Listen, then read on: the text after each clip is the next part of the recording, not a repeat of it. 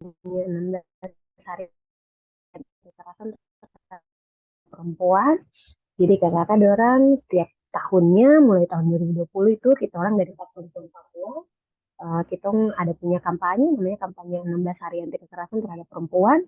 Nah, karena tahun ini itu tema 16 hari anti kekerasan terhadap perempuan itu adalah investasi untuk pencegahan kekerasan. Makanya kita pikir kita dari Satuan Perempuan Papua akan sangat bagus sekali kalau kita bisa sediakan sharing session, diskusi-diskusi beberapa kakak orang terkait hal-hal yang sebenarnya kita sebagai perempuan Papua tuh uh, ada aksesnya, cuman kadang tuh tidak tahu mau akses kemana gitu. Jadi uh, tema kali ini kita bicara soal bagaimana perempuan kakak Sabenya Doni dan kakak Aryani Kayo yang akan join sama-sama dengan orang untuk diskusi-diskusi, sharing-sharing soal ini begitu. Jadi teman-teman di sini sebenarnya bebas ya mau bertanya, apa namanya, mau um, apa diskusi apapun bebas asal sesuai dengan topik dan pergunakan teman-teman punya kesempatan baik karena kakak-kakak orang ini kebetulan orang orang yang top notch di dong punya bidang begitu, dorong keren-keren sekali dong ke bidang. Um, jadi tanpa berlama-lama lagi, kita bisa langsung mulai tong punya diskusi teman-teman.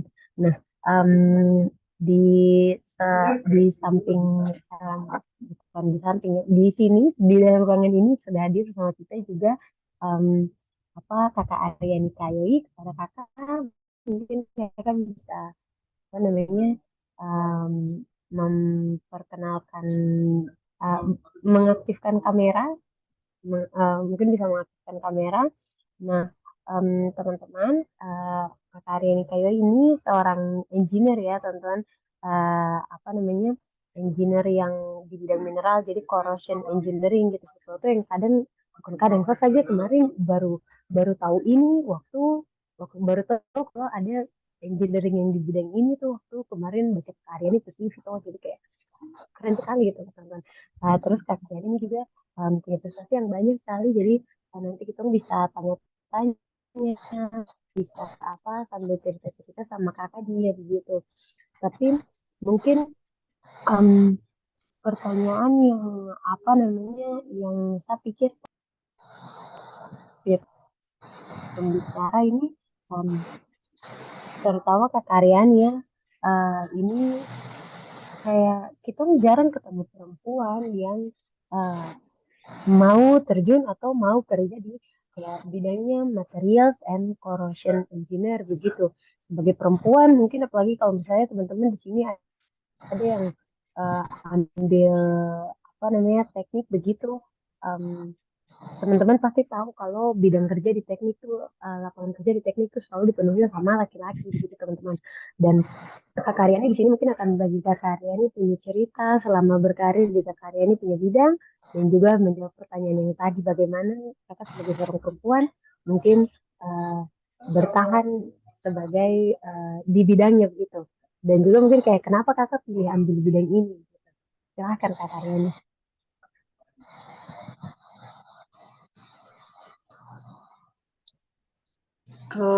Suara saya kedengaran dengan jelas, Kak, GG? Kedengaran kakak bicara terdengar. Oke. Eh, Selamat sore semua teman-teman yang ada di Papua. Terima kasih untuk tim Sa Perempuan Papua yang sudah mengundang kakak untuk ikut berpartisipasi di kegiatan ini. Kakak senang sekali waktu pertama kali diundang karena eh, ini pertama kali event yang khusus dibuat untuk perempuan Papua. Jadi semoga apa yang kakak sharing nanti itu bisa membantu adik-adik yang saat ini mungkin ada di jenjang sekolah, kuliah, ataupun lagi berpikir kira-kira nanti karir ke depannya itu seperti apa. Jadi kakak motivasinya di sini hanya untuk sharing sehingga kita sama-sama belajar saling membantu satu sama lain dan semoga apa yang kakak lalui sebelumnya bisa menjadi apa ya motivasi buat adik-adik juga. Oke, sebelumnya mungkin kakak cerita tentang kakak punya background. Pertama, eh, background kakak di sini sebagai Materials and Corrosion Engineer. Jadi buat kalian yang mungkin belum terlalu familiar dengan pekerjaannya engineer, Engineer itu seperti dokter, tetapi eh, dia spesifik untuk eh, menganalisa atau memanage seperti pipa atau misalnya equipment-equipment seperti pressure vessel, jadi tangki. Nah, kita tuh melakukan inspeksi, terus kita mengumpulkan data, kita melihat kira-kira alat-alat ini masih sehat atau tidak. Kalau misalnya sudah ada indikasi tidak sehat, kita yang akan buat report seperti itu. Jadi kita yang akan kasih seperti justifikasi apakah alat-alat ini masih layak dipakai atau tidak. Kalau misalnya sudah tidak layak, apa sih yang harus dilakukan? Nah, itu pekerjaannya engineer. Jadi kita lebih menganalisa data. Kemampuan yang paling penting di bidang ini adalah menganalisa data. Jadi kita kumpulkan semua data, kita analisa, terus kita buat sebuah justifikasi. Nah, justifikasi itu yang akan diterapkan sama tim-tim di lapangan. Nah, kalau di material dan corrosion ini sendiri, nah kita tuh spesifik di pemilihan material. Material apa sih yang dipakai untuk service atau fluida tertentu. Nah, itu bagiannya kakak.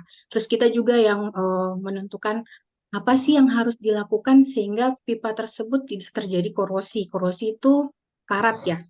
Jadi bagaimana sih eh, langkah-langkah yang harus dilakukan? Apakah dia dicat, ataukah kita melakukan monitoring, atau ada banyak hal yang secara teknikal eh, kita gunakan untuk memastikan seluruh alat-alat ini di-maintain dengan baik. Nah, itu pekerjaannya kakak. Nah, mungkin kakak sharing sedikit tentang foto-foto yang kakak share ke tim SA Perempuan Papua. Jadi, eh, seperti yang tadi kakak Gege bilang, terkait dengan STEM. Kakak mau bilang kalau misalnya STEM itu singkatan dari Science, Technology, Engineering, and Mathematics. Jadi eh, salah satu bidang yang berkecimpung di situ adalah engineering dan kakak akan sharing tentang bagaimana perempuan dengan apa namanya representatif perempuan yang masih rendah di bidang ini kita masih punya banyak challenge. Tapi kalian bisa lihat dari foto-foto itu sedikit sekali perempuan. Jadi memang kalau misalnya kita lihat di bidang engineering sendiri, banyak perempuan yang takut untuk mengambil eh,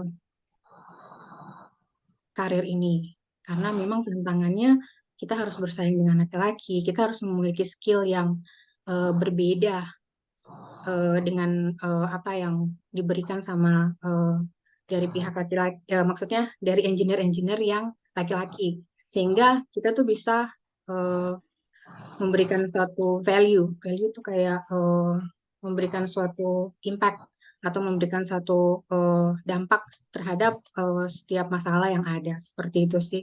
Mungkin itu terkait background dulu ya, GG.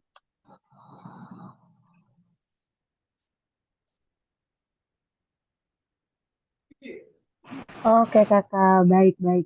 Um, iya, ini teman-teman sudah lihat apa sudah dengar kok kakak apa namanya kakak Riani punya penjelasan soal bagaimana kakak punya background sebagai seorang mechanical engineering, terus apa namanya fakta bahwa di kakak dong lapangan pekerjaan ini sebagai seorang engineering itu masih apa kita sebagai perempuan tuh presentasinya masih kurang sekali di sini, dan ini jadi satu challenge, jadi satu tantangan juga buat kita semua sebagai perempuan bahwa representasi perempuan tuh ternyata sepenting itu di apa di berbagai macam aspek begitu. Um, Sekarang juga sudah ada dengan kita, mungkin apa mau sapa kakak Tirsa dulu. Kakak Tirsa, halo. Oh iya, tadi kakak Tirsa sudah join, jadi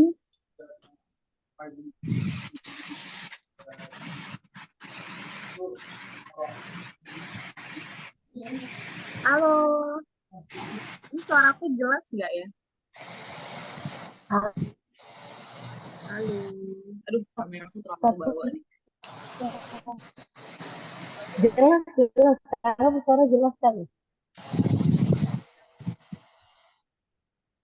Nonton Tribun News, eh, apa news anchor di Tribun ini Kakak Tirsa, teman-teman. Kakak Tirsa nih sekarang stay-nya di Jayapura, terus profesinya sebagai seorang jurnalis, dan Kakak Tirsa punya Instagram. Kakak Tirsa tuh sering bikin-bikin konten soal jalan-jalan begitu. Eh, Jalan-jalan ke beberapa tempat di Jayapura.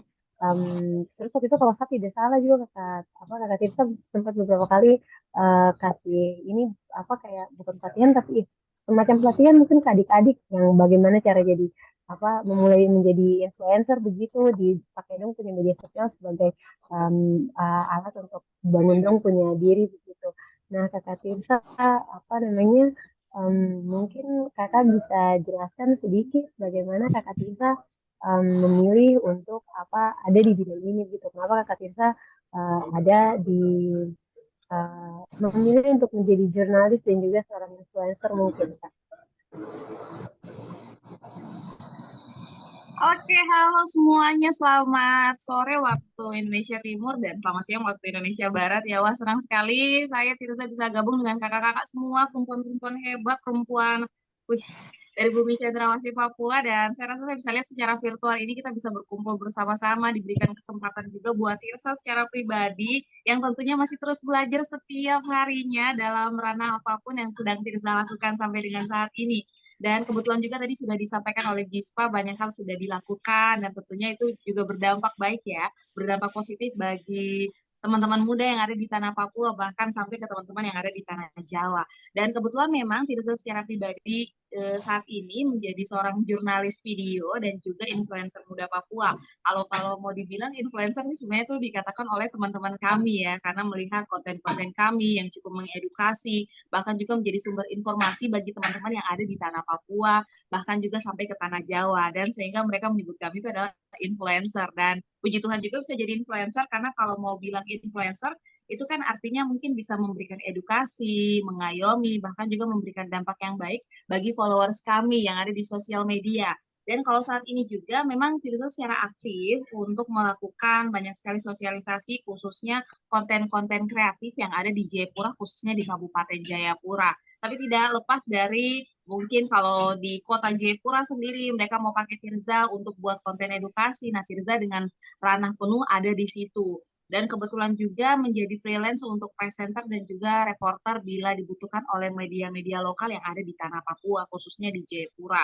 Dan kira-kira itu dari background Tirza sedikit, tapi kalau mau flashback, sebenarnya Tirza ini lulusan psikologi ya, jadi agak jauh sedikit dari jurnalis menuju ke psikologi. Ini kalau orang biasa bilang itu kayak kok terjebak begitu ya, kayaknya kok salah jurusan, harusnya kok sejak awal ada tuh di dunia ini jurnalis. Tapi itu sudah Tuhan tuh baik sekali menurut saya karena psikologi itu sebenarnya saya dan juga teman-teman muda Papua. Psikologi itu berbicara soal sosialisasi, soal fisik tubuh, soal kita berinteraksi di lingkungan. Jadi tidak terlepas untuk saya mungkin tidak jadi kayak psikiater atau tidak psikolog buat orang-orang lain, tapi saya bisa menjadi pendengar yang baik buat orang-orang. Nah, itu kata orang ya, kata orang saya bisa jadi pendengar yang baik dan juga memberikan pendapat, memberikan masukan juga buat mereka. Jadi saya rasa saya masuk di dunia jurnalistik itu juga psikologi. Dan kebetulan juga saya lulusan tahun 2019, terus saya dengan izin Tuhan, saya boleh ikut Miss Grand Indonesia. Saya dapat gelar masuk di Best in Talent waktu itu, dan kebetulan juga dari situ juga Tuhan bawa karir saya luar biasa. Saya mau bilang buat teman-teman muda, khususnya buat adik-adik, bahkan kakak-kakak di sini, tidak ada yang mustahil. Kalau saya bisa, pasti orang lain juga bisa. Itu yang selalu saya tanamkan. Dimana saya butuh waktu 5 tahun untuk bisa lulus dari sarjana psikologi. Kalau kata orang itu udah telat, tapi saya telat itu dengan hal positif ya. Saya dapat beasiswa, saya ikut eskul di kampus saya di Surabaya, saya berkecimpung di dunia futsal kebetulan, jadi saya menyelesaikan itu dulu baru saya menyelesaikan studi saya. Jadi balance. Jadi saya mau ikut kuliah, saya juga ikut eskul, tapi saya tahu tengah-tengahnya tuh di mana jalurnya. Dan kebetulan juga setelah 5 tahun itu saya boleh dapat gelar SPSI, terus saya memantik perkataan orang. Aduh, kamu lulus lama, kamu nggak bisa jadi orang. Tapi Tuhan buat semua itu mungkin, semua itu luar biasa terjadi. Saya waktu itu Miss Grand Indonesia, ternyata itu adalah pintu gerbang awal mula saya bisa berkarir. Dan kebetulan, puji Tuhan juga, saya di bulan September 2019, saya dipanggil untuk bisa masuk ke salah satu TV nasional, Indosiar, dan dari situlah saya mulai memasuki ranah jurnalis. Awalnya memang kayak susah sekali untuk saya bisa secara langsung ya, untuk yang namanya belajar, karena memang masih yang kayak saya anak psikologi banget. Tapi itu sudah, kalau kita tidak keluar dari zona nyaman, ya pasti stucknya di situ-situ saja. Kita tidak bisa berkembang. Sedangkan dunia ini terus berkembang maju dengan era digital yang menurut saya ini luar biasa sekali di era kekinian seperti ini. Kalau kita masih stuck dengan kayak, saya lulusan sarjana psikologi ya, saya harus jadi sarjana psikologi terus, tapi ternyata ada pintu lain yang dibukakan oleh Tuhan untuk saya bisa jadi berkat, sehingga saya selama 1 tahun, kurang lebih 1 tahun 6 bulan ada di Jakarta, terus karena pandemi COVID-19 saya harus balik ke Jayapura, dan selama 7 bulan juga saya harus cari kerja di sini, dan kebetulan juga di 2021, ya kalau nggak salah 2021, saya ikut tes untuk jurnalistik tapi untuk Tribun Tribun Papua, Tribun News, anakan dari Kompas TV, dan puji Tuhan saya lolos jadi wartawan juga, tapi bedanya ini wartawan online dan bukan tampil-tampil, tapi kebetulan juga saya dipakai untuk presenter ternyata di tempat itu, jadi presenter online. Jadi kalau teman-teman mau lihat background saya bisa di YouTube mereka, tapi saya udah nggak kerja di sana, saya cuma kerja selama 2 tahun karena itulah juga pintu. Jadi berbagai macam pintu saya lewati teman-teman dan juga kakak-kakak. Jadi ternyata dari saya diizinkan untuk masuk ke media online untuk saya belajar bahwa oh inilah statistika media online. Oh inilah era digital yang harus saya masuki. Dan ternyata saya nggak bisa stuck hanya untuk presenter, reporter. Ternyata saya terbuka dengan lewat saya punya wadah menulis, Kamboja Menulis. Dari situ juga saya belajar untuk membagikan hal-hal positif buat teman-teman muda follower saya karena saya aktifnya di Instagram.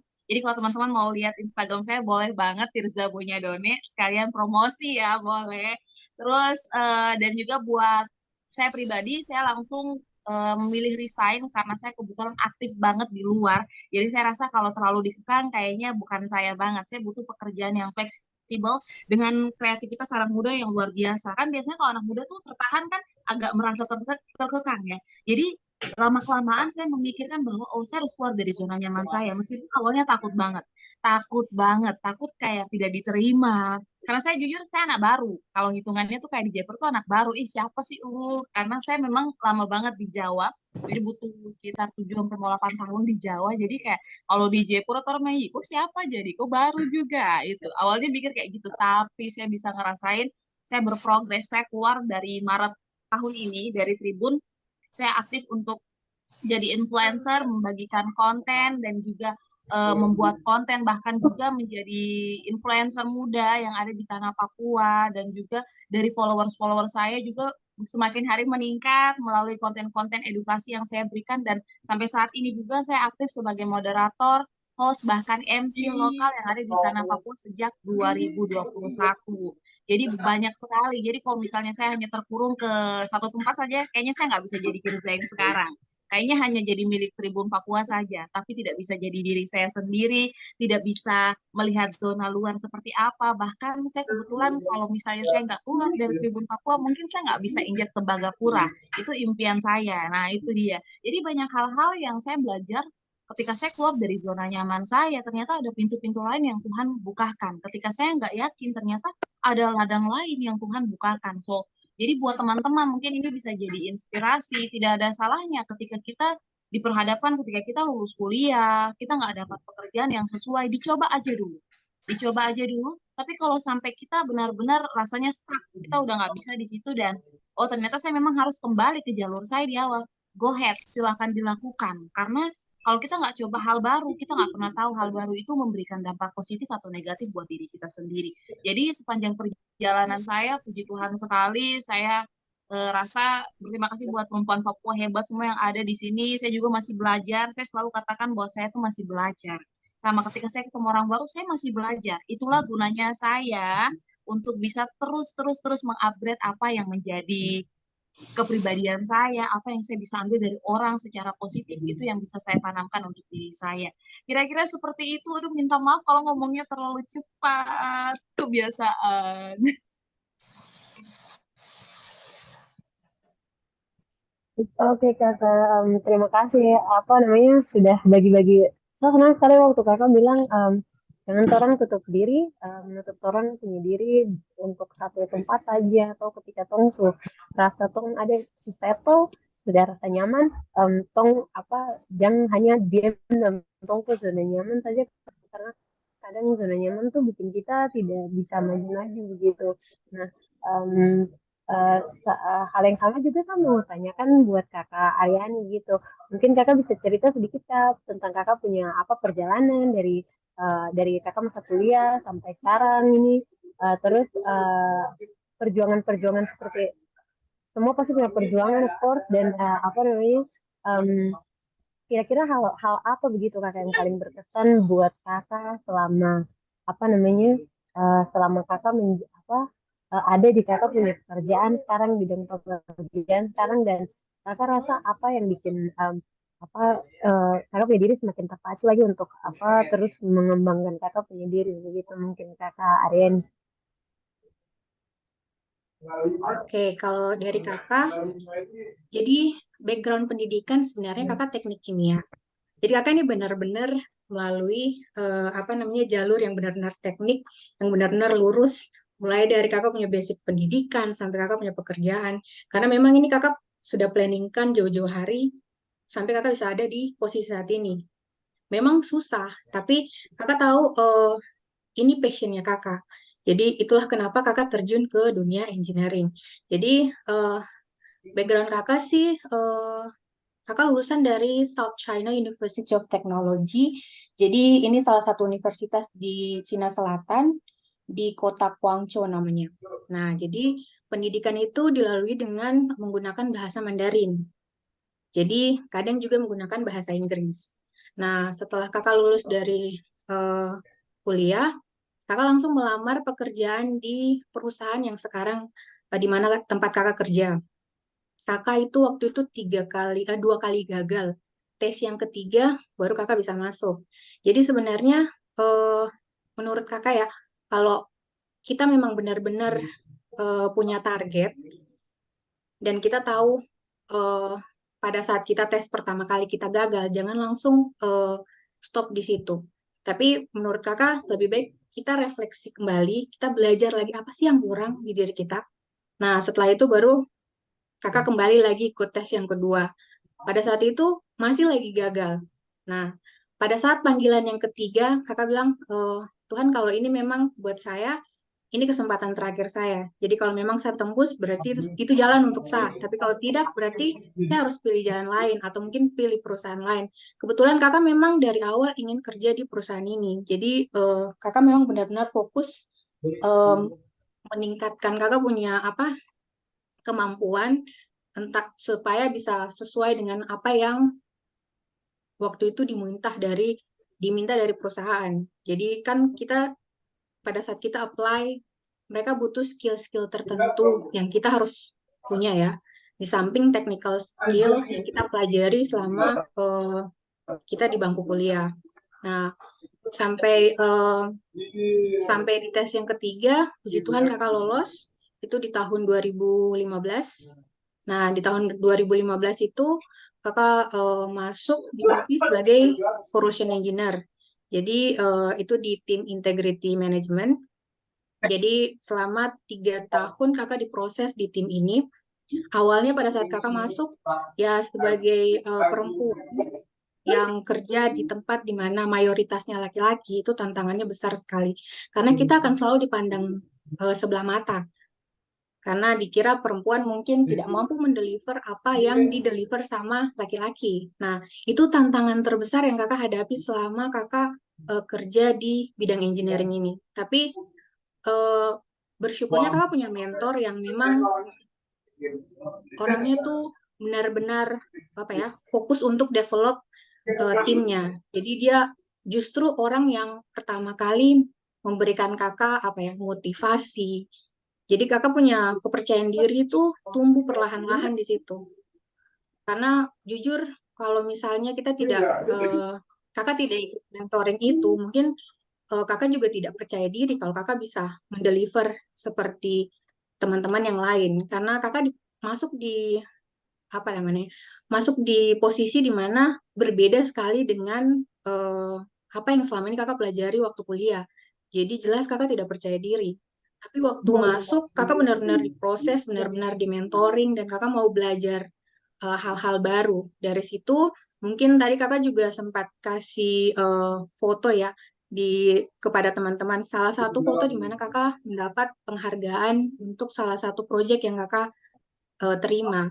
Nah, di situ yang tulisannya Jakarta, Indonesia. Nah, itu kali pertama kakak menang kompetisi eh, di BP. Itu untuk para challengers.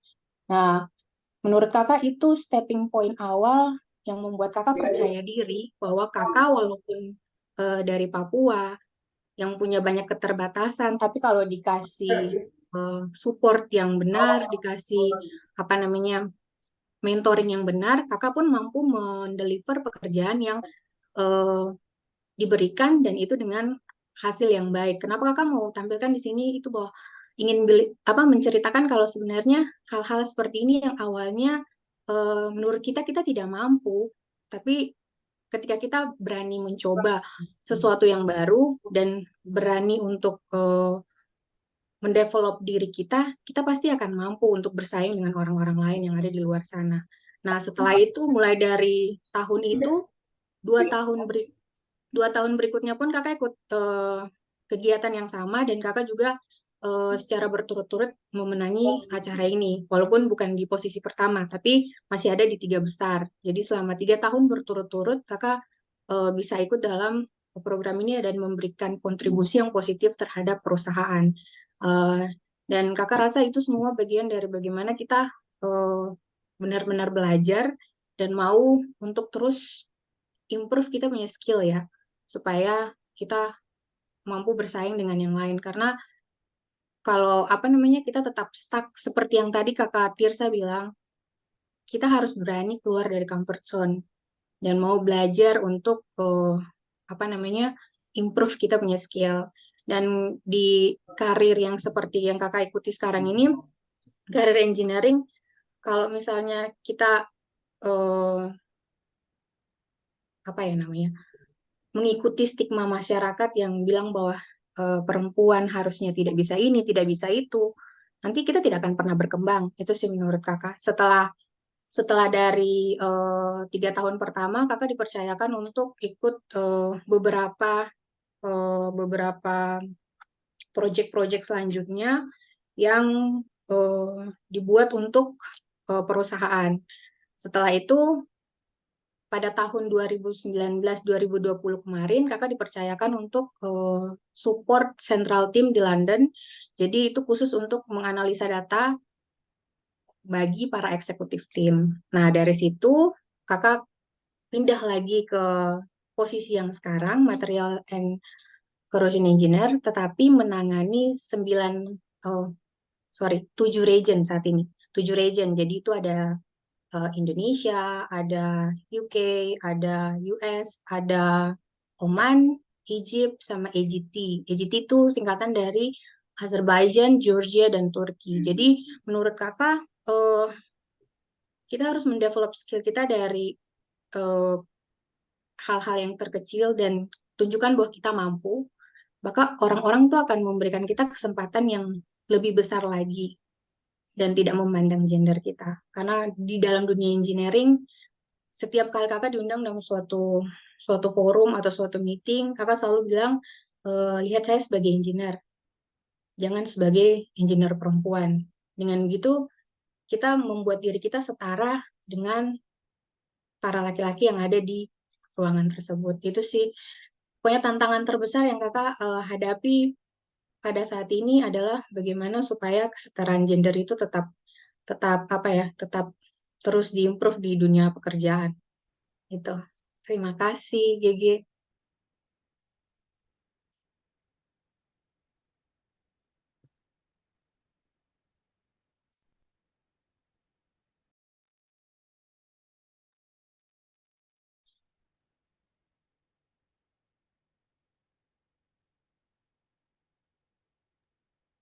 Oke, makasih Karyani. Kayaknya Gigi jaringan lagi ini, lagi terganggu, jadi lagi ke out. Tapi saya take over sebentar. Ini menarik sekali, suka sama apa apa yang sudah Karyani sama Kak Tirsa share. Ya. Ini jadi contoh kasus yang real begitu. Karyani apa ambil background studi sama pekerjaan sekarang selaras. Kak Tirsa nih yang jalurnya berbeda begitu. Terus satu karirnya di apa maksudnya kayak Karyani di bisa dibilang di global company, terus Kak Tirsa ini yang kayak self employed, terus entrepreneurs juga kayak kayak gitu. Artinya bahwa uh, kayak stigma dulu bahwa pekerjaan itu di Papua ya kita cuma di pekerjaan-pekerjaan itu saja, misalkan mungkin di PNS kah atau di mana, tanpa mendiskreditkan apa pekerjaan-pekerjaan tersebut gitu, bahwa ternyata kita punya kakak-kakak atau teman-teman perempuan tuh Papua tuh banyak sekali berkarir di mana gitu. Nah kebetulan tadi ada pertanyaan di dalam chat box.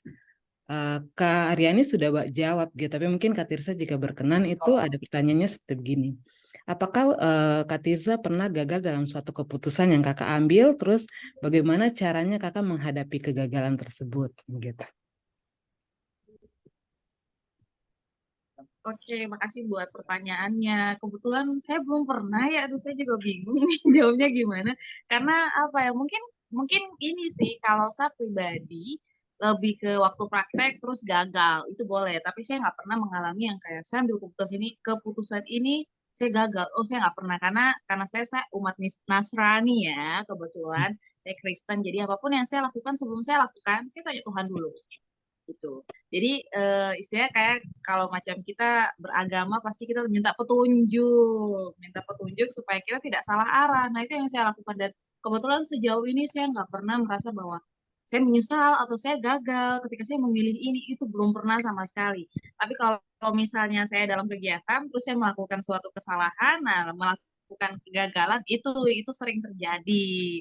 Jadi saya belum pernah yang namanya gagal dalam memilih karena saya tahu ketika saya sudah memilih itu saya sudah mengandalkan Tuhan dan memberikan segala upaya saya untuk melakukan hal itu dengan baik. Tapi mungkin saya kasih tips saja buat yang kalau macam melakukan kesalahan ya. Kalau saya secara pribadi di MC, kalau saya nge-MC itu pernah saya lakukan kesalahan yang bikin saya tuh jadi kayak minder. Jadi selama 1 bulan saya nggak terima job MC karena saya trauma begitu. Jadi saya benar-benar merasa kayak aduh terintimidasi. Masalahnya kita ketemu sama pejabat. Pejabat itu sudah tahu kita. Nah, kalau di Jayapura tidak terlalu besar-besar sekali. Jadi MC-nya ya pasti ini kenal satu dengan yang lainnya.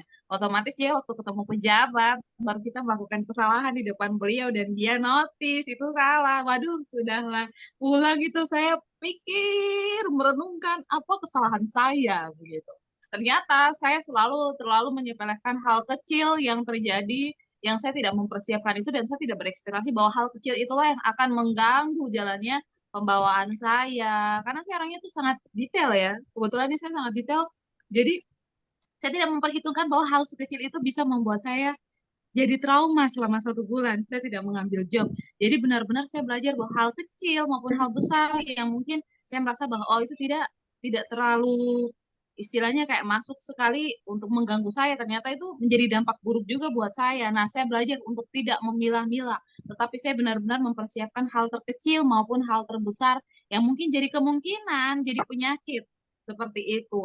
Jadi kayak kebetulan saya awal bulan November saya kembali lagi buat MC dan puji Tuhan saya menerapkan apa yang harus saya terapkan begitu. Jadi hal-hal kecil saya tanya, meskipun udah bilang kan kamu MC profesional kan kamu, oh enggak, saya enggak menerapkan saya MC profesional. Saya menerapkan bahwa saya di sini sebagai MC yang membawa nyawa sebuah acara sehingga saya harus totalitas. Jadi hal sekecil apapun yang orang rasa kayak halah itu mah cuman kecil doang, tapi buat saya itu harus dipersiapkan. Saya kalau bisa catat, saya catat itu sedetil-detilnya itu karena saya tahu kapasitas dan kemampuan saya itu ada di mana. Jadi kadang kita terlalu menyepelekan kayak gampang, tapi kita nggak pernah tahu sikon di lapangan itu seperti apa. Jadi kalau bisa kita tata dengan baik, karena kita yang membawakan suatu acara, ya kita lakukan itu versi kita. Karena Cuman saya yang tahu itu isi catatan. Orang lain tidak tahu, tapi saya tahu bahwa oh saya pelupa. Jadi saya tambah di sini kecil. Oh ini untuk bahan itu. Jadi saya benar-benar mempelajari bahwa dengan kegagalan ternyata ada hal positif, ada hikmahnya. Saya harus jadi lebih banyak sabar, belajar, dan juga lebih kritis seperti itu. Itu sih yang bisa saya kasih. Terima kasih Kak Tirsa. Ini bagus sekali.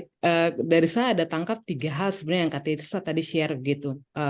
Pertama adalah mindset Kak Tirsa perihal kegagalan. Jadi setiap mencoba sesuatu tuh tidak melihat ini akan gagal atau tidak, tapi itu proses belajar ya. Jadi sekali ambil keputusan, maju saja begitu. Tidak usah gimana-gimana. Terus yang kedua adalah totalitas ya.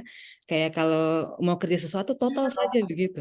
Gitu. Jadi ini bagus sekali, artinya kita kita sebagai perempuan dan juga ini kita anak muda ya, kita perlu gitu punya mindset seperti gitu.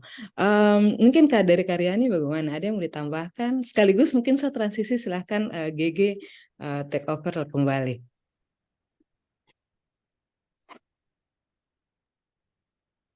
Oke Kakak, siap.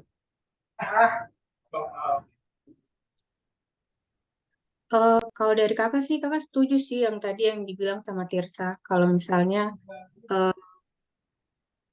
kita memang harus men-treat kegagalan itu sebagai proses pembelajaran. Kakak juga selama melakukan banyak hal ya. Satu hal juga yang kakak mau bilang itu terkait skill-skill yang didevelop pada saat kerja.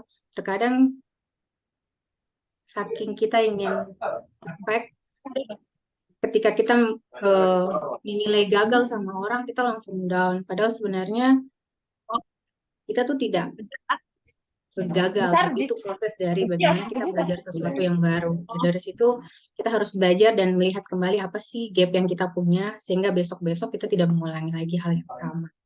Itu sih dari kakak.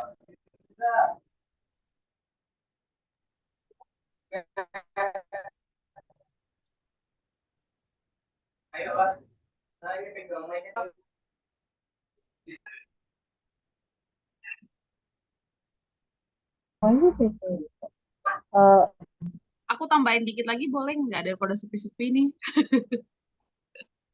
Oke, kayak tadi yang Kakak Aryani bilang ya, ini benar-benar yang kayak boleh, mindset boleh Kak, boleh. misalnya terlalu dibawa negatif, nanti ya hal negatif itu yang akan terjadi. Itu yang saya selalu memanifest dalam diri saya. Kalau mau membawakan acara, mau baca berita, mau bikin konten, ya saya memberikan manifest positif ya untuk diri saya sendiri. Karena itu sudah yang bawa kita punya diri ya wajah kita, apalagi kita perempuan. Perempuan kan kadang dipikir tidak bisa buat apa-apa yang luar biasa ya, karena masih banyak ruang yang tertutup buat kita.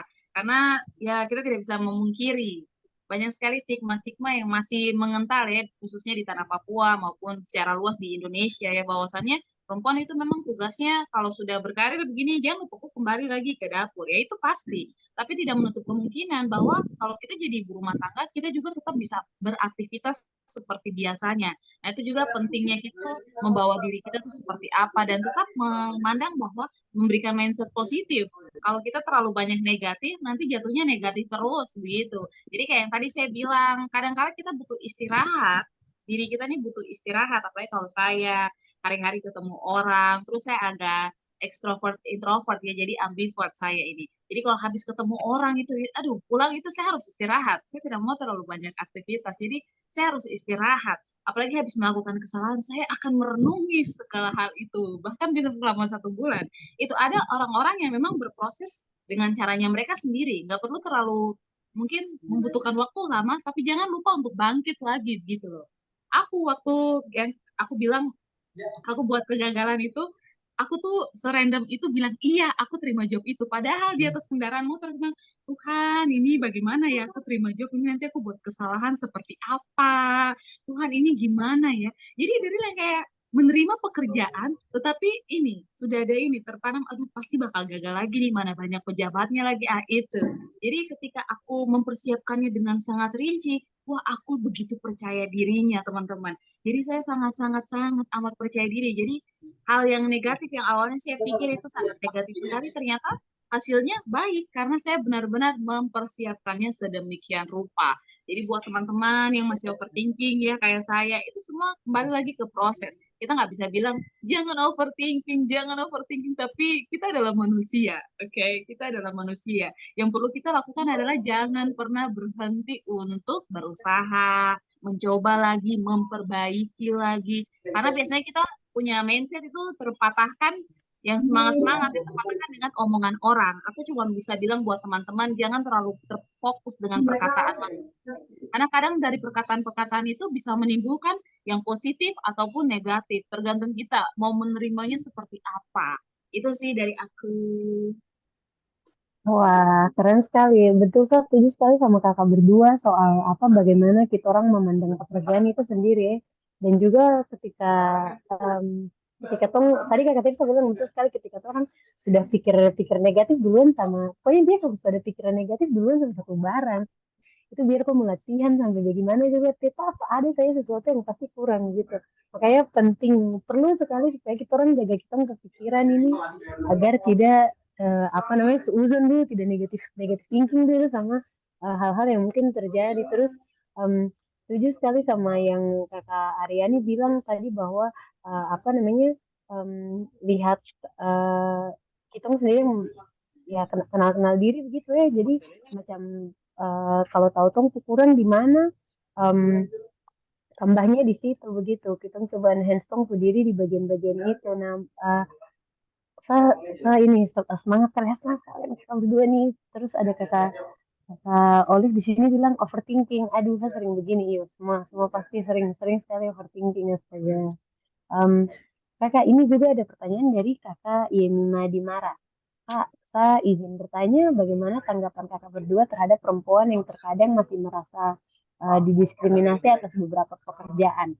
Sebagai contoh di dunia corporate atau politisi, bagaimana tanggapan kakak mereka dengan melihat keadaan perempuan yang seperti ini? Boleh kakak silakan, kakak Aryani atau kakak Tirta. Kakak Aryani silakan. Kalau masalah diskriminasi mungkin kakak bisa relate ya, karena itu juga terjadi di kakak punya tempat kerja. Tapi kalau menurut kakak, eh, kita tidak bisa menutup mata bahwa hal itu tetap terjadi di lingkungan masyarakat. Seperti yang tadi terus diulang bahwa stigma-stigma di masyarakat itu yang membuat kita kadang sebagai perempuan jadi tidak mampu untuk keluar dari zona nyaman dan mencoba sesuatu yang baru atau mencoba pekerjaan-pekerjaan tertentu yang sebenarnya lebih didominasi sama laki-laki. Menurut kakak, eh, seharusnya ketika kita ada di posisi di mana kita didiskriminasi, harusnya kita lebih show up, terus lebih menunjukkan apa sih yang eh, kita punya kontribusi, dan kontribusi itu harus nyata dan real, sehingga orang-orang itu mampu menilai secara langsung bahwa sebenarnya perempuan juga mampu mendeliver.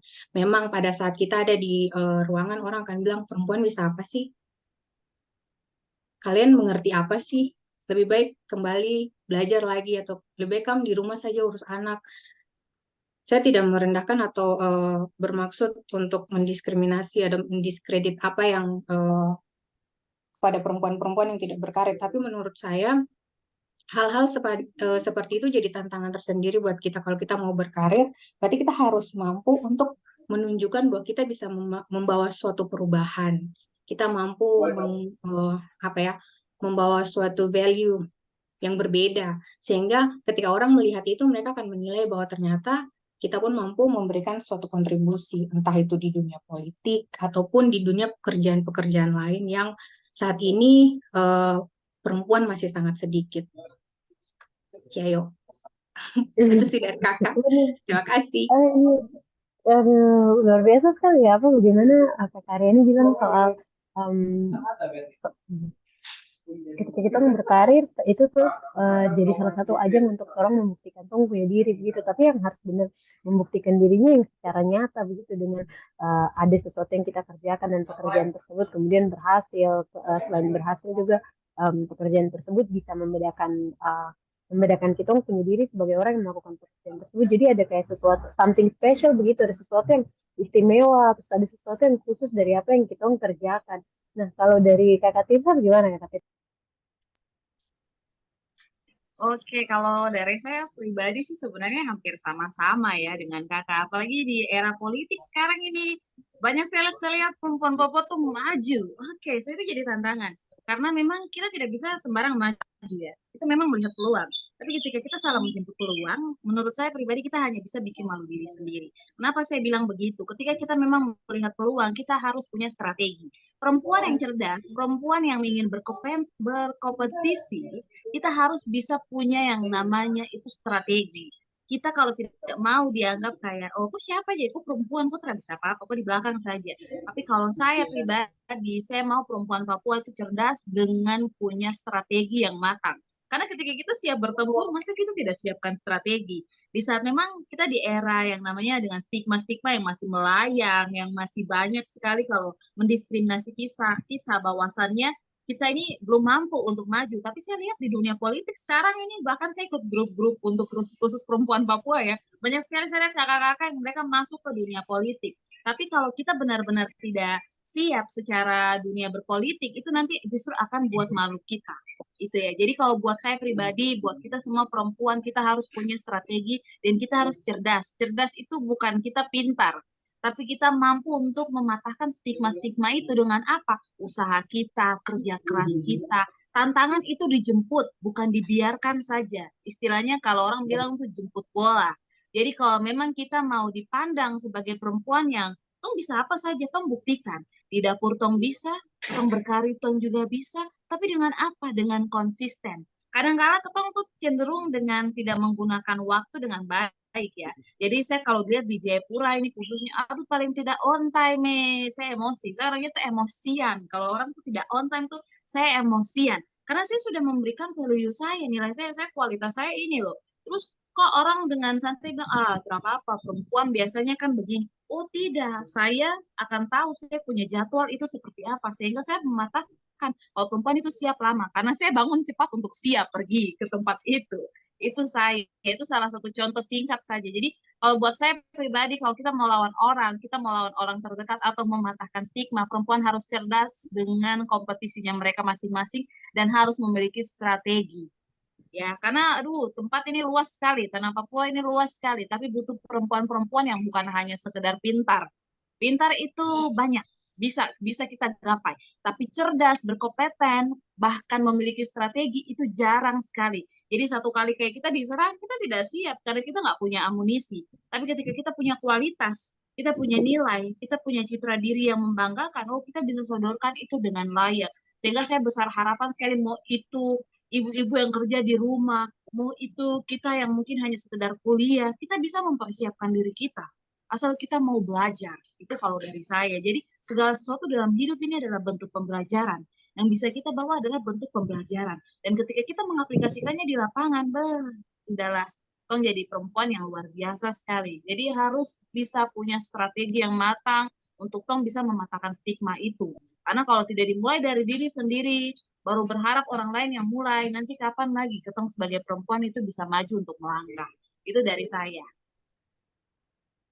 Oh, baik ya kawan, keren sekali. Apa tentang strategi bahwa kita juga kalau misalnya tuh mengambil sesuatu satu langkah dalam tuh kehidupan, baik itu dari saya mau maju politik atau apa, atau mungkin terus saja juga mungkin mau menyelesaikan kuliah saya tuh harus punya strategi, harus punya langkah-langkah yang memang tuh orang sudah susun untuk supaya um, jadi tertata, tuh tahu tuh mau kemana habis ini, habis satu langkah ini kita mau kemana, itu benar sekali dan menurut saya memang kadang kita apa terlalu siap di apa dengan pandangan bahwa yang penting maju saja dulu, tapi terhadap strateginya dan seperti yang tadi kakak Tirsa bilang kalau tong tersiap baik ya itu sudah tong mempermalukan tong punya diri sendiri.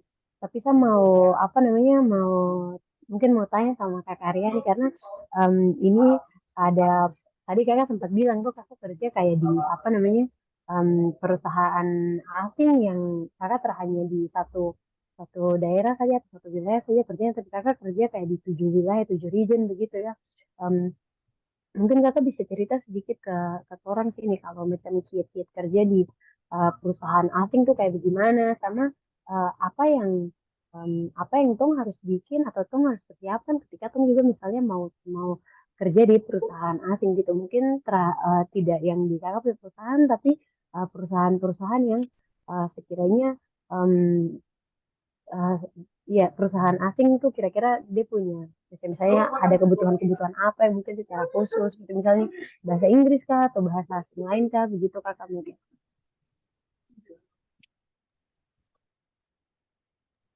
Mungkin kakak share berdasarkan kakak punya apa pengalaman ya. Jadi menurut kakak dari awal memang kakak ingin kerja di perusahaan perusahaan asing tapi base-nya di Indonesia. Jadi skill yang paling dibutuhkan ketika kita mau bekerja untuk perusahaan asing itu bahasa. Karena kita harus punya kemampuan untuk berkomunikasi yang baik. Misalnya kayak kerjaannya kakak berarti kita harus menyampaikan presentasi dengan baik. Bagaimana informasi yang kita sampaikan ke orang itu harus bisa dimengerti oleh mereka kan. Nah, dan bahasa yang digunakan kebanyakan adalah bahasa Inggris. Mulai dari dokumennya, mulai dari meeting dan segala macam. Itu menggunakan bahasa Inggris. Jadi kalau misalnya ada adik-adik di sini yang memang berniat untuk kerja di perusahaan asing, lihat dulu perusahaan asingnya itu dari mana. Kalau misalnya dari Inggris, berarti basically menurut kakak hampir semua perusahaan asing itu membutuhkan orang yang mampu berbahasa Inggris. Tetapi ada juga perusahaan-perusahaan lain yang kakak lihat sekarang ada di Papua itu, misalnya yang dari Cina juga, itu kadang mereka juga membutuhkan orang yang mampu berbahasa Mandarin. Nah, jadi pertama kalau memang kalian ingin menargetkan pekerjaan-pekerjaan tertentu yang membutuhkan skill-skill tertentu, misalnya dalam bidang bahasa, kalian harus harus memperkuat itu dengan baik. Dan ada banyak soft skill juga yang harus kita siapkan. Misalnya bagaimana cara kita memanage waktu seperti yang tadi Kakak Tirsa bilang. Kita harus bisa memanage waktu dan prioritas dengan baik. Sehingga kita mampu mendeliver pekerjaan dengan baik sesuai dengan apa yang diminta. Karena orang luar itu sangat on time. Mereka sangat mengapresiasi orang yang bisa mendeliver sesuatu dengan quality yang bagus dengan waktu yang ditargetkan sama mereka. Jadi hal-hal semacam itu mungkin sesuatu yang sangat penting pada saat kita kerja untuk orang asing. Itu yang kedua. Yang ketiga, menurut kakak kita harus percaya diri. Percaya diri bahwa kita juga mampu. Karena bahasa kan kita berbicara dalam bahasanya orang lah, bukan bahasa kita. Nah, terkadang kadang kita bicara informasi yang kita sampaikan ditangkap berbeda dengan mereka. Atau misalnya ketika kita berbicara, mungkin penggunaan kata-kata yang kita pakai tidak sesuai dengan apa yang diminta. Tapi it's okay, itu bagian dari pembelajaran. Jadi menurut kakak, yang penting percaya diri dulu. Percaya diri, terus kalian mampu memberikan kontribusi dan value untuk di mana kalian bekerja. Jadi tiga skill yang menurut kakak paling penting di samping technical skill ya. Technical skill itu karena memang bagian engineeringnya kakak, tapi kalau misalnya kalian di bagian yang lain, kalian punya skill yang technical itu harus diperkuat dulu, ditambah dengan bahasa. Jadi eh, itu itu sangat sangat baik sih menurut kakak. Kalau kedua hal itu sudah kalian dapat, kalian siapkan dengan baik, eh, akan lebih baik sehingga pada saat kalian terjun ke dunia karir profesional kalian sudah bisa langsung apa namanya mengimplementasikan apa yang kalian pelajari seperti itu. Oke kakak. Eh, apa namanya?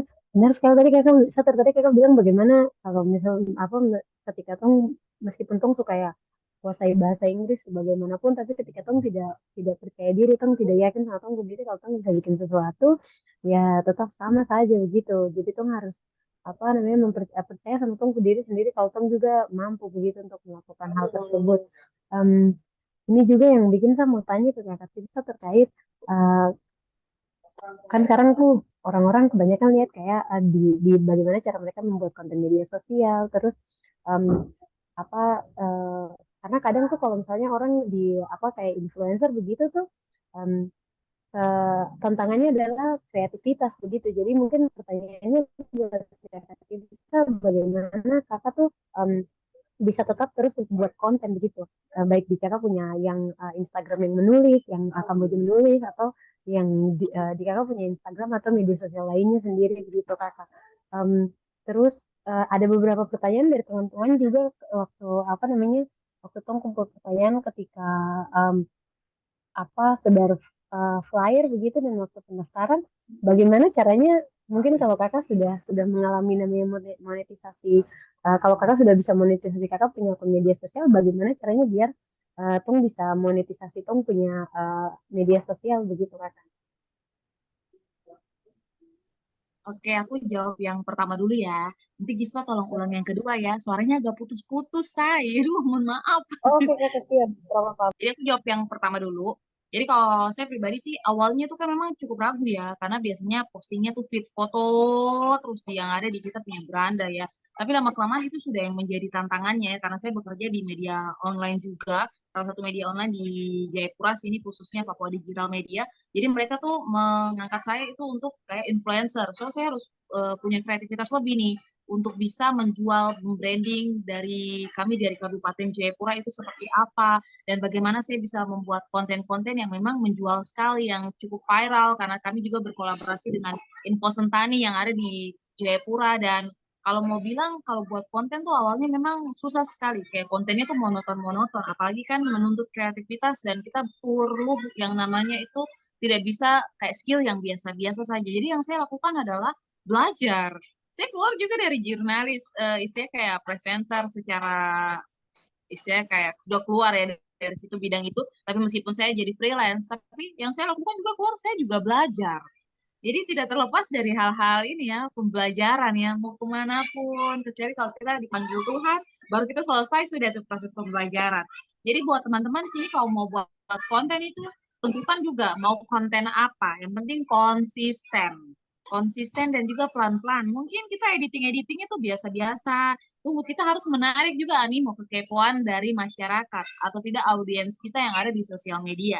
Kalau misalnya, oh ternyata mereka tidak terlalu tertarik dengan isu-isu ini. Oh ternyata mereka tidak tertarik dengan ini. Oh ternyata mereka lebih tertarik ya, lebih condong kalau saya melakukan aktivitas seperti ini. Kan biasanya juga di Instagram itu, karena saya pengguna Instagram maupun TikTok, tapi lebih sering ke Instagram, itu biasanya kan ada namanya polling biasanya untuk kayak kita, oh kan mau saya bikin konten kayak bagaimana, saya lagi mau aktif ini, kita bisa bertanya.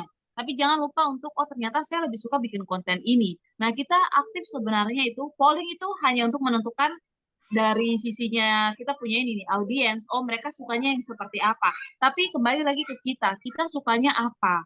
Yang kita ingin menjual di sosial medianya kita tuh apa? Kreativitas itu pasti. Tapi kalau kita memulai sesuatu, pasti masih yang kayak gaptek sekali, masih yang kayak susah sekali. Itu yang saya alami.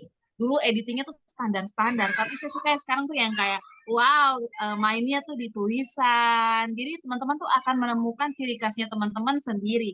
Sehingga dari situ itu sudah bisa menjual produknya teman-teman. Saya sekarang kan kalau pribadi dari media sosial tuh sudah bisa menghasilkan uang loh. Dari apa? Dari konten yang kita buat. Kita bisa bayar orang dari situ. Jadi jangan kita pikir bahwasannya kayak saya suka lihat kakak-kakak senior presenter yang nasional yang mereka sudah off dari dunia presenter, tapi ternyata mereka aktif di sosial media. Dengan cara apa?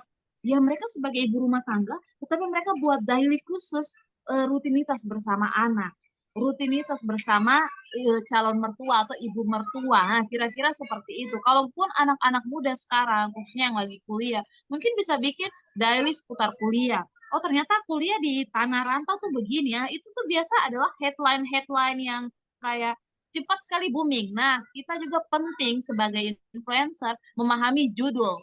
Judul yang kita mau headline akan. Misalnya, oh di Papua lagi viral ini, oh di Tanah Jawa lagi viral ini, oh saya mau bikin kemas seperti kekinian ala anak Papua, kekinian ala anak Jayapura, anak Sorong dari Manokwari, mau bikin sesuai kekinian kalian. Yang penting dikemas dengan sopan. Yang penting dikemas dengan sopan ya sekali lagi. Yang tentunya juga mengikuti tren, tapi kita tetap menghargai adat dan budaya. Karena kalau bahas sesuai, kalau kita tahu ya, Papua ini cukup sensitif. Jadi kadang kita juga bikin konten ini pikiran sampai, tapi itu sudah. Karena mereka kan tahu kita konten kreator, jadi mereka tahu, oh ternyata dari sisi ini, itu sih. Jadi buat teman-teman, penting itu judul, penting itu konsisten, penting itu kreativitas, belajar. Karena saya pengguna CapCut yang lagi viral-viral. Di situ tuh banyak sekali kan konten editor-editornya toh.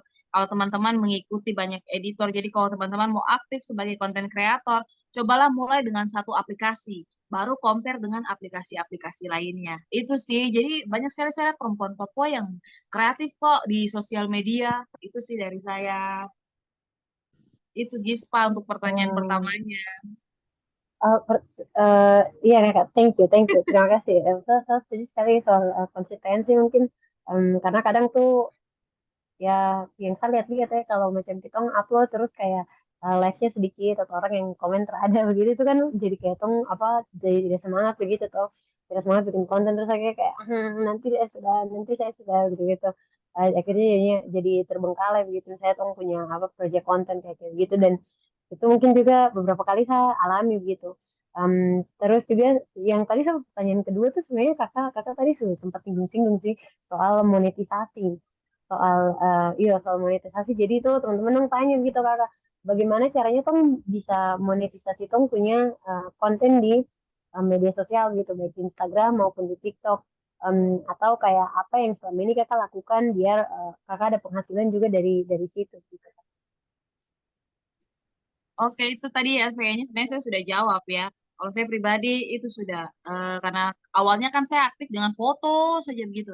Ternyata ada yang minta endorse dan lain-lain dan saya melihat itu adalah peluang. Jadi ya saya harus aktif bikin konten. Terus jadi minimal dalam 1 minggu tuh ada 3 konten yang naik. Yang itu 3 konten dan itu juga mempush saya untuk bisa kreatif, mengatur jadwal apa uploadan dan judul. Judul itu paling penting. Jadi monetis yang memang kalian rasa bahwa ini judul pemicu, viral dan juga kan ada yang biasanya kayak konten kreator bilang buat teman-teman kayak menggunakan lagu ini tuh jadi cepat viral karena ada tanda panahnya. Nah, itu. Kadang kita juga bisa ikuti hal-hal seperti itu. Jadi tidak hanya kita stuck hanya bikin konten saja, tapi kita juga ikut perkembangan. Oh, kalau mau viral cepat itu seperti apa? Tapi tidak apa-apa. Jadi buat teman-teman yang baru pemula, baru memulai dari awal, biasanya begitu, yang like sedikit, nonton sedikit. Tapi lama-lama kalau teman-teman konsisten dengan judul-judul yang memang oh membangkitkan cita rasa untuk orang tuh dong mampir ke teman-teman punya beranda, yaitu dilakukan saja dulu. Itu sih dari saya. Jadi penting sekali kita punya yang namanya monetize dan juga pengaturan jadwal upload. Jangan 1 kali upload itu 3 postingan langsung dalam 1 hari. Aduh, kasihan. Orang jadinya bingung mau nonton yang mana. Jadi minimal kalau saya pribadi, kalau saya sudah upload pagi, oh ini ada postingan yang, oh tadi pagi punya tuh sudah banyak yang nonton. Oh berarti malam saya bisa upload ini sekitar jam 6 atau jam 7 malam, kayak begitu. Itu sih. Wah, iya baik kakak, terima kasih kiat-kiatnya. Benar sekali, karena kadang tuh ya itu apa kebanyakan tong pikir tuh kayak apa sih kayak gampang sekali ketika terjun buat apa bikin konten-konten di media sosial, tapi ya kembali lagi kalau tidak konsisten berarti apa tong sama saja begitu karena ya di bidang manapun tong bekerja em, atau tong taruh tong punya bakat dan minat di situ pasti kalau tong tidak konsisten tidak apa namanya tidak kerja keras tidak mungkin dia jadi sesuatu yang pasti buat orang jadi sesuatu yang membawa berkat bahwa apa datangkan penghasilan buat kita orang. Mungkin dari teman-teman yang lain ada punya pertanyaan. Kalau tidak kalau kamu belum tanya saya yang tanya lagi. Ah, yang sama tanya buat kakak dong dua mungkin kakak Aryani dan kakak Tirsa bisa jawab begitu. Kakak dong punya habit atau kayak kakak dong punya em, keseharian begitu yang bikin yang menurut kakak bisa bantu kakak dorong dalam menjalani kakak dong punya pekerjaan di tiap-tiap hari begitu. Jadi kayak hal-hal kecil apa yang sebenarnya baik baru kakak dong lakukan atau mungkin sudah dari dulu sekali kakak dong lakukan tapi memang dia punya dampak tuh besar sekali ke kakak dong punya pekerjaan begitu kakak. Oh, Oke, mungkin kakak duluan ya. Eh, Kalau menurut kakak untuk habit, kakak suka memanage semuanya itu sesuai dengan schedule. Seperti yang kakak bilang tadi, eh, di pekerjaannya kakak ini sangat membutuhkan eh, pekerjaan yang harus kita deliver dengan high quality-nya bagus dan juga harus on time. Jadi salah satu habit yang menurut kakak sangat membantu adalah bagaimana kita memanage semua pekerjaan-pekerjaan itu sesuai dengan deadline dan tingkat kesulitannya. Nah, itu kadang yang sampai sekarang pun kakak masih belajar karena terkadang kita harus memprioritaskan yang dari bos-bos itu duluan atau yang risknya lebih besar. Jadi ada request dari lapangan, ada juga request dari bos-bos. Jadi kita harus pintar-pintar memanage bagaimana sehingga pekerjaan itu harus bisa dideliver dengan baik. Nah, itu yang pertama. Yang kedua, kakak selalu bilang bahwa bahasa Inggris itu sesuatu yang tidak gampang buat kakak. Jadi kakak selalu membangun suatu habit di mana kakak harus membaca ataupun mendengar podcast ataupun menonton video-video yang khusus untuk terus mengimprove kakak punya bahasa Inggris. Karena memang bahasa Inggris itu sesuatu yang sampai saat ini pun walaupun kakak kerja untuk perusahaan asing, kakak kira kakak punya bahasa Inggris harus terus diimprove sehingga ketika nanti bertemu dengan orang-orang yang baru, bagaimana cara kita berkomunikasi dengan benar, seperti itu. Hal-hal seperti itu bisa kita asah dengan misalnya nonton-nonton video-video yang berhubungan dengan engineering, tapi dalam bahasa Inggris ataupun podcast-podcast dalam bahasa Inggris dan juga membaca. Sebenarnya yang paling bagus itu membaca sih, karena membaca itu kita secara tidak langsung juga dilatih untuk bagaimana menulis dalam bahasa Inggris, karena bahasa Inggris sehari-hari dengan bahasa Inggris yang formal, bahasa Inggris yang berhubungan dengan teknikal itu berbeda-beda. Jadi semakin itu kita asah dengan baik, menurut kakak itu akan semakin bagus. Jadi habit-habit yang sebenarnya menurut kakak apa ya namanya? Kita harus bisa membangun suatu habit yang berdasarkan apa ya? Karena kakak kita tahu gapnya kita di mana. Nah, coba dari gap-gap itu kita tahu kekurangannya kita di mana nih. Jadi dari kekurangan itu kita coba bangun habit-habit atau kebiasaan-kebiasaan yang nanti bisa membantu kita untuk setidaknya close gap yang kita punya. Jadi kita bisa improve terus seperti itu. Jadi menurut kakak manajemen waktu sama bagaimana terus mengimprove bahasa Inggris dengan ya itu kegiatan-kegiatan di luar pekerjaan, tapi itu sangat bermanfaat nanti untuk dibawa ke pekerjaan juga. Itu sih. Terima kasih. Wah, iya kakak, keren sekali ya kakak. Oh, benar, apa lihat dong kekurangan di mana, baru lengkapi di situ dan apa soal kakak punya ini soal waktu, sebenarnya kakak mungkin pekerjaan berdasarkan deadline dan skala prioritas ya mungkin ya tong sendiri yang kenal tong ke skala prioritas gimana, jadi mungkin buat teman-teman nanti bisa apa namanya bisa diterapkan juga. Sebelumnya kakak mohon maaf kita akan langsung ke kakak Lulu karena tadi kakak Lulu ternyata sudah angkat tangan untuk mau menyampaikan pertanyaan begitu kepada kakak, waktu dan tempat dipersilahkan. Ya, terima kasih. Ya, kakak saya izin perkenalkan diri, saya Luluk dari Kaimana. Nah, kakak saya mau tanya untuk kakak berdua. Kebetulan ini kakak saya juga mungkin karena kita berasal dari daerah yang termasuk 3T gitu, kakak besar di sana dan juga lihat lingkungan gitu, saya punya pikiran sebelumnya tuh bahwa saya harus serap ilmu sebanyak-banyaknya waktu saya dapat kesempatan untuk belajar di Pulau Jawa gitu kan. Bahkan pernah ikut kayak pertukaran pemuda ke Jepang juga, kayak saya berharap untuk saya kayak cari relasi yang banyak untuk saya bawa pulang nanti suatu saat untuk saya bisa praktekkan ke saya punya tempat tinggal, kampung halaman gitu.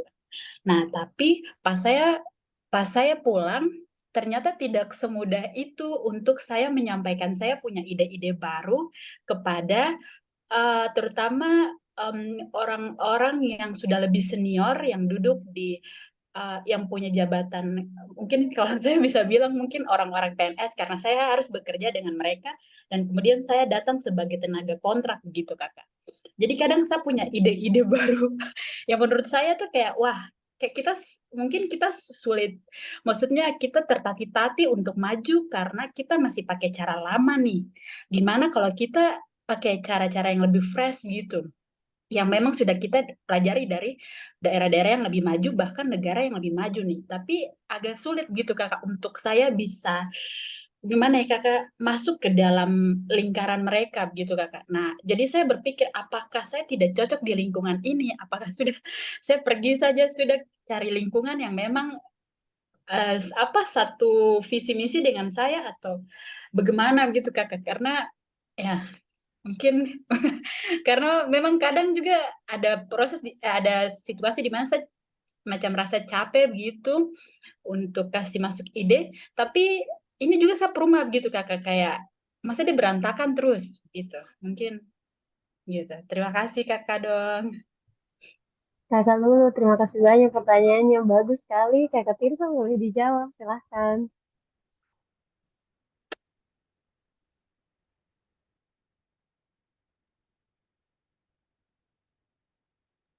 Aku ya, padahal aku berharap Karyani dulu. Karena ini memang perkantoran banget gitu loh maksudku. Jadi mungkin Karyani dulu ya. Silakan. Oh iya, Oke, boleh Kakak.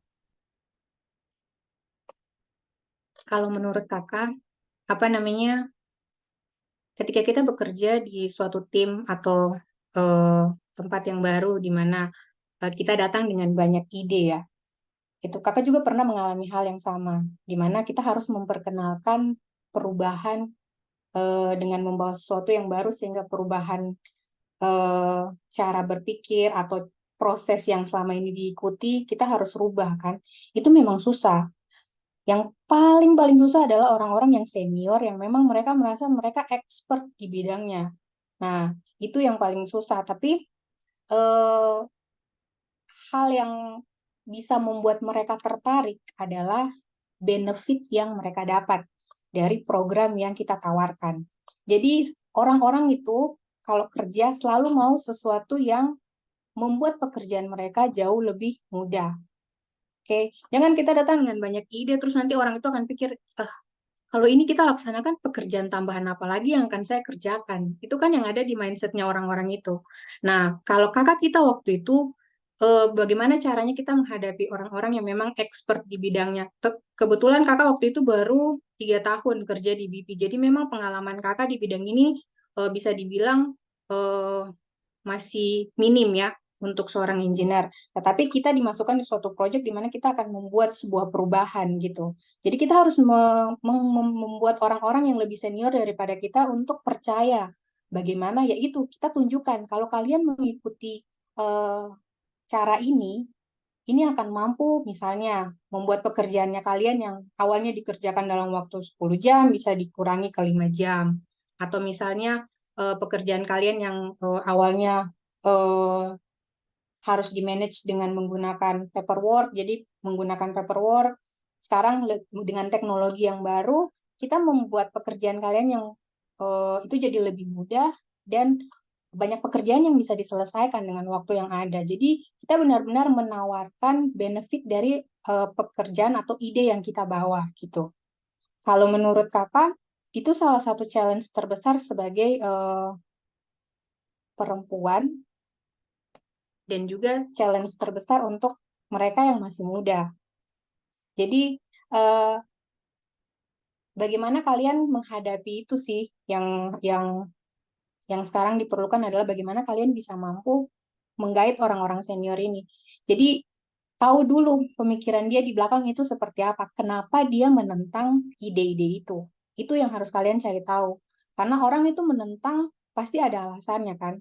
Nah, kita cari tahu dulu apa yang membuat dia menentang ide yang kita bawa. Setelah itu kita melakukan pendekatan kepada mereka dengan menawarkan solusi terhadap pekerjaan itu. Kalau menurut kakak sih eh, untuk mengganti pekerjaan untuk kerja di tempat yang baru itu tidak menutup kemungkinan bahwa kita akan menghadapi hal yang sama.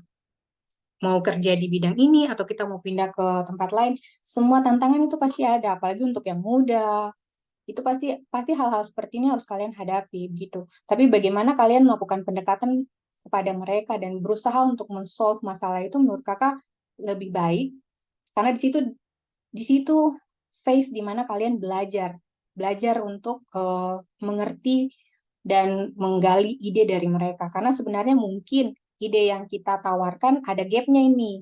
Nah, dengan kita mengerti apa yang menjadi pemikiran orang-orang senior ini, bisa ditutup tuh gapnya. Jadi kalian bisa dapat istilahnya kolaboratif ya. Kita sama-sama berusaha mencari solusi yang terbaik. Bukan ide saya yang paling penting, bukan ide kamu yang paling penting, tapi bagaimana kita bekerja sama untuk eh, mendapat solusi yang terbaik. Itu sih kalau menurut kakak dari pengalamannya kakak. Mungkin agak sedikit berbeda dengan Luluk, tapi menurut kakak keluar dan mencari sesuatu yang baru itu belum tentu jadi solusi yang terbaik, belum tentu. Mungkin bisa bisa dengan mencari eh, work environment yang lebih bagus, di mana kau punya bos bisa support kau, orang-orang yang senior bisa support kau, tapi tidak ada salahnya untuk mencoba belajar lewat challenge yang ada ini. Itu sih dari kakak.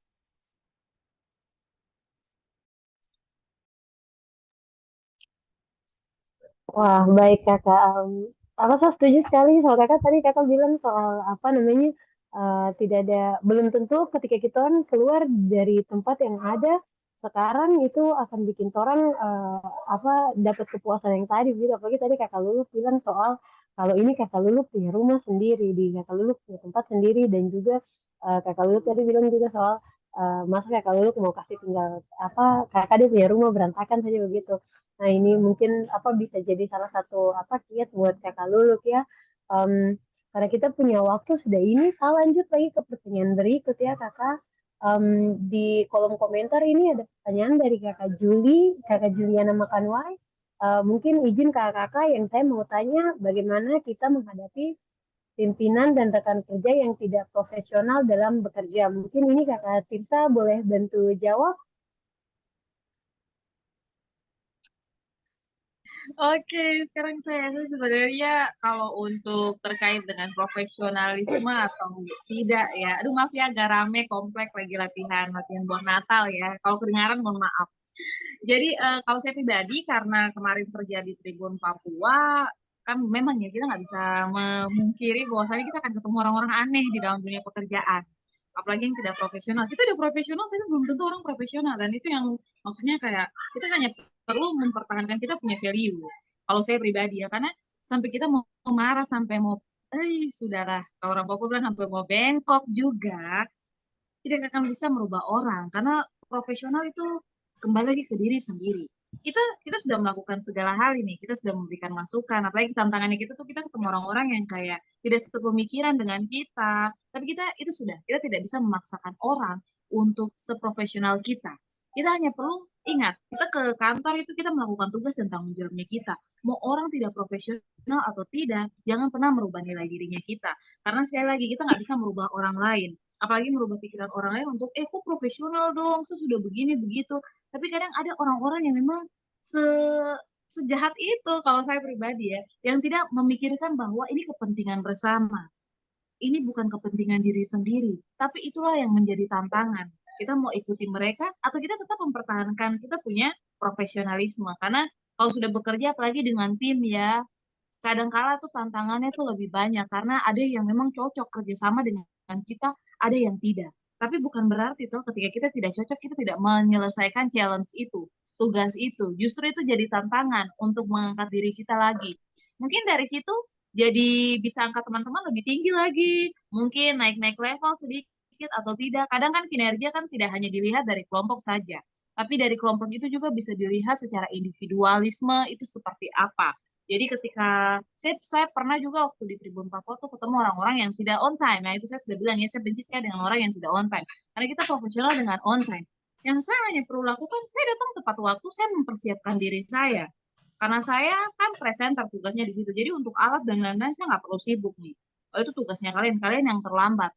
Tapi nanti waktu saat dievaluasi, yang akan dimarahi siapa? Ya mereka, karena hostnya sudah datang tepat waktu. Jadi sekali lagi kita tidak usah yang kayak terlalu woro-woro ya buat orang-orang yang tidak profesional. karena nanti kita yang akan capek. Kalau saya secara pribadi saya pasti capek sekali karena 1, 2, 3 kali itu cukup buat saya untuk jadi pengingat. Kalau sampai sudah 4 kali, 5 kali, kual atur sendiri, saya terus punya diri, saya mempersiapkan, saya punya diri. Karena urus diri sendiri nih sudah sulit. Kayak saya, host, mesti belajar. Mesti menghafalkan hal-hal yang ingin saya sampaikan. Atau saya membawa bahannya saya, ini saja ini sudah capek. Terus saya mengatur orang yang tidak mau diatur, dalam artinya pengelolaan waktunya nggak bagus. Nanti saya capek sendiri, saya nggak fokus dan buyar. Kayak gitu. Jadi yang tidak terlihat profesional adalah saya. Jadi saya pribadi, saya lebih kepada fokus sama diri sendiri. Ketika kita sudah memperingatkan orang 1, 2, 3 kali, kayaknya itu sudah cukup. Sudah cukup ya. Tapi kita jangan pernah menurunkan. Kita punya value, bahkan profesionalismenya kita sendiri. Itu dari saya. Tetap kerja keras, tetap menunjukkan kita punya dedikasi, dan tetap menunjukkan kita punya wibawa. Nah, dari situ orang akan melihat di nilainya kita yang sebenarnya. Itu dari saya. Oke kakak, terima kasih banyak kakak Tirsa. Tetap pegang value diri atau nilai diri, prinsip ya. Hal-hal prinsip itu harus tetap kita pegang. Baik, ada pertanyaan juga ini kayaknya khusus buat kakak Aryani. Selamat sore kakak, izin bertanya untuk kakak Aryani. Biasanya untuk kerja di perusahaan asing itu minimal harus memiliki sertifikat skill yang diminta di perusahaan. Namun kalau tidak memiliki, bagaimana cara memperolehnya? Karena setahu saya biasanya harus bayar untuk memiliki sertifikat dari tempat pelatihan yang terakreditasi dan harganya juga lumayan mahal. Apakah kakak punya saran? Ini dari kakak Inlex. Oke, pertama kakak mau tanya dulu untuk posisi seperti apa, karena posisi yang berbeda membutuhkan sertifikasi yang berbeda. Tetapi kalau misalnya seperti kakak yang engineer, yang dibutuhkan adalah kakak lulusan teknik dan kakak harus waktu itu yang kakak lampirkan sertifikasinya itu cuman sertifikat itu kemampuan dalam bahasa Inggris dan bahasa Mandarin. Itu saja yang kakak lampirkan. Tetapi kalau menurut kakak, pertanyaan ini lebih ke arah pekerjaan di lapangan yang membutuhkan kayak misalnya ada sertifikasi level 1, level 2, dan level 3. Dan kakak tahu sertifikat-sertifikat itu sangat mahal untuk mendapatkan sertifikasi itu. Jadi mungkin bisa dikasih penjelasan sedikit tentang posisi atau pekerjaan yang diminati mungkin.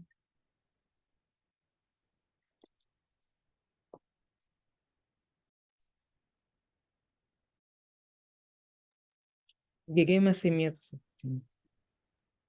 Oh, oke kakak. Oh, tentang safety kakak. Ini kakak Inlex baru jawab mungkin tentang safety begitu kakak.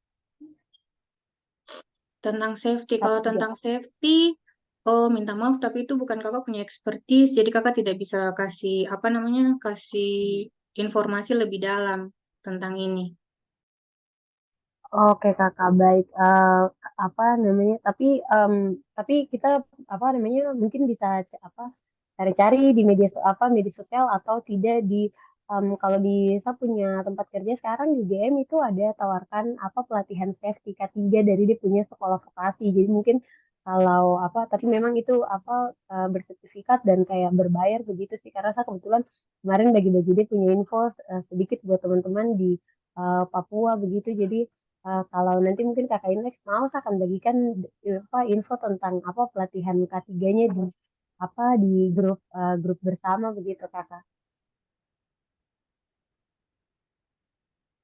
Iya, apa namanya? Terima terima kasih untuk kakak semua ya. Em, karena kita punya waktu juga sebenarnya sudah mendekati habis, tapi seperti biasa apa namanya Zoom roomnya Saperempuan Papua tuh akan tetap buka selama 15 sampai 30 menit ke depan setelah ini, setelah kita punya rangkaian diskusi selesai. Tapi untuk menutup kita punya rangkaian diskusi, saya mau minta Kakak Tirsa dan Kakak Aryani untuk eh, memberikan closing statement sekaligus juga semangat untuk kita punya teman-teman peserta semua. Habis itu baru kita akan foto bersama kakak. Terima kasih. Kakak silakan.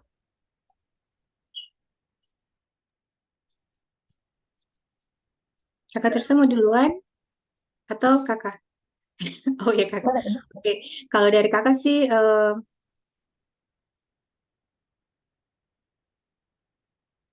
jangan pernah berhenti untuk belajar dan improve kalian punya skill, karena ke depannya mungkin battle yang akan kalian ikut lebih susah dari sekarang. Oke, challenge yang akan kalian hadapi mungkin akan lebih sulit dari sekarang. Jadi, eh, siapkan diri dengan baik, terus belajar, terus improve kemampuan kalian, sehingga ketika kalian yang berminat untuk terjun ke karir profesional, kalian pun mampu bersaing dengan orang lain, mau di dalam negeri ataupun di luar negeri. Kalian harus tunjukkan bahwa perempuan Papua juga mampu. Oke, kalau kakak bisa, kakak Tirsa bisa, kalian juga pasti bisa. Dan kesuksesan kalian itu ada di tangan kalian masing-masing. Jadi, bagaimana kalian 5 tahun ke depan, 10 tahun ke depan, ditentukan dari apa yang kalian lakukan saat ini. Apa habit kalian saat ini. Dan jangan jadikan stigma masyarakat itu menghalangi kalian untuk achieve kalian punya goal. Jadi jangan jadikan gender kita itu penghalang kita untuk menekuni suatu bidang tertentu. Oke? Apalagi yang mayoritasnya adalah laki-laki. Kalian harus mampu mencoba sesuatu hal yang baru, harus mampu keluar dari zona nyaman, sehingga kalian itu bisa terus improve, dan satu lagi bisa membawa dampak baik untuk masyarakat dan juga untuk keluarga. Oke, terima kasih. Oke, Kakak Tirsa silahkan. Oke, kalau saya pribadi sebenarnya sudah gambaran luas tuh Kak Aryani sudah bilang. Kalau saya sih sebenarnya buat kita semua mampu untuk melakukan tugas tanggung jawab sebagai seorang perempuan Papua. Tapi ingat ya, ketong apapun yang ketong mau capai di depan sana, yang penting ketong konsisten, ketong punya strategi. Oke, sekali lagi harus punya strategi, harus punya amunisi untuk bisa menyerang orang. Menyerang dalam artian memberikan ketong punya segala hal yang tong punya nih, value, supaya orang bisa lihat, itu semua muncul dari tong punya strategi. Tong mau ibu rumah tangga kah, tong mau bukan ibu rumah tangga kah, tong cuman seorang pekerja kah, pelajar kah, tong harus tetap punya strategi. Karena dari strategi itu orang bisa melihat tong punya nilai diri itu seperti apa. Kalau kita tidak punya strategi, sekali lagi, apalagi kita tidak komitmen, tong tidak tepat dalam sasaran, ya tidak tahu ke depannya 5 tahun kita jadi apa. Itu ya, jadi buat teman-teman semua, kakak-kakak semua, bahkan rekan-rekan muda semuanya yang ada di dalam Zoom meeting ini, terus melangkah maju dan tetap optimis ya. Kalaupun gagal, coba lagi. Tidak ada salahnya untuk kita selalu coba, karena dalam hidup ini adalah proses pembelajaran. Seperti yang tadi kita sudah bilang, kecuali Tuhan panggil Tuhan pulang, baru itu selesai. Selagi Tuhan masih kasih umur panjang, nafas hidup, kesehatan, jangan pernah berhenti untuk berusaha. Tantangan itu dijadikan pembelajaran. Kegagalan itu juga dijadikan pembelajaran karena akan ada selalu hal baik di balik kegagalan itu. Kalau Tom mau lihat dari sisi positifnya. Itu saja dari saya, sukses buat Tom punya perempuan-perempuan hebat dan maju terus untuk segala bidang yang kamu orang lakukan. Karena kalau mau jadi berkat, itu dari diri sendiri baru buat orang lain. Itu saja dari saya.